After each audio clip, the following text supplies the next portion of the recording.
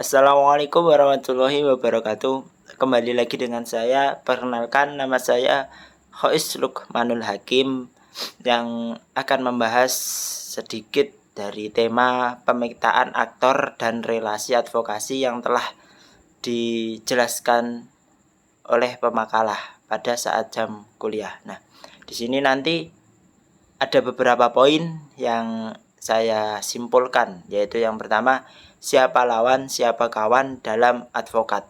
Nah, terus selanjutnya pemetaan dan menciptakan jaringan dalam advokat. Terus penguatan jaringan dan juga peningkatan akses. Pemetaan aktor dan juga hubungan advokat itu merupakan upaya untuk memahami siapa sih yang terlibat dalam isu atau isu yang ada di advokasi tersebut. Nah, para aktor dapat menjadikan saingan atau teman, dan juga hubungan antar aktor dapat juga mempengaruhi strategi advokasi yang telah diterapkan oleh pihak-pihak advokat tersebut.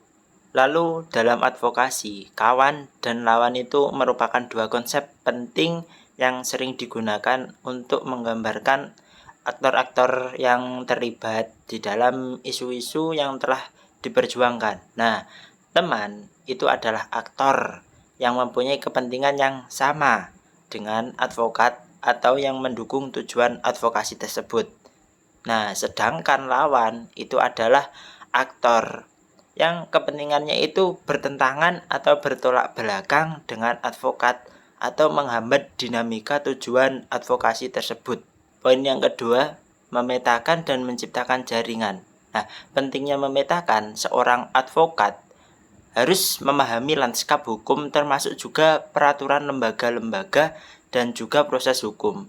Dengan memetakan jaringan tersebut, advokat dapat mengidentifikasi peluang kerjasama dengan rekan seprofesinya atau klien potensialnya. Nah, terus lalu menciptakan jaringan. Nah, advokat perlu juga membangun hubungan dengan kolege atau hakim, pejabat, pemerintah, dan anggota masyarakat. Nah, dengan jaringan ini membantu advokat dalam berbagai pengetahuan, mendapatkan referensi kasus, dan memperluas basis kliennya agar lebih banyak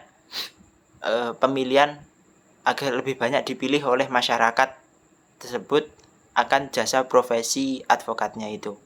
Lalu penguatan jaringan. Nah, penguatan jaringan ini bisa menjadi kolaborasi advokat yang memiliki jaringan yang kuat dan juga dapat bekerja sama dengan advokat lain untuk menghadapi tantangan hukum yang kompleks.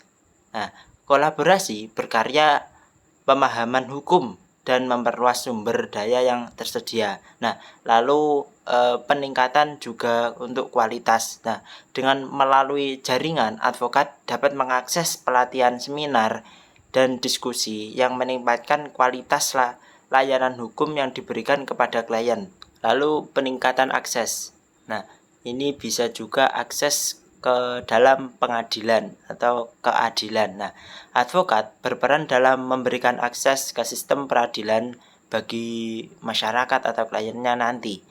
Dengan memahami jaringan dan pemetaan sumber daya, advokat dapat membantu klien mendapatkan keadilan. Lalu peningkatan akses informasi. Nah, advokat dapat memanfaatkan teknologi informasi untuk menyebarkan informasi hukum kepada masyarakat itu dengan mudah.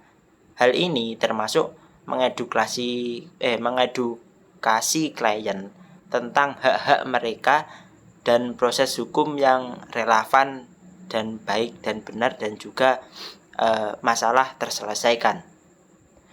Nah, di dalam era digital ini, advokat juga dihadapkan pada tantangan baru seperti penggunaan teknologi informasi dan komunikasi secara virtual. Nah, oleh karenanya advokat harus terus mengembangkan kemampuan diri dan memahami etika digital dalam praktek profesi mereka agar lebih efisien dan juga lebih mudahnya dengan memanfaatkan teknologi-teknologi yang ada dalam era sekarang ini. Demikianlah pemaparan materi dari saya atau kesimpulan dari pembahasan tersebut. Nah, semoga bermanfaat bagi teman-teman semua, dan kembali lagi dengan saya di lain waktu. Sekian dan terima kasih. Wassalamualaikum warahmatullahi wabarakatuh. Dadah.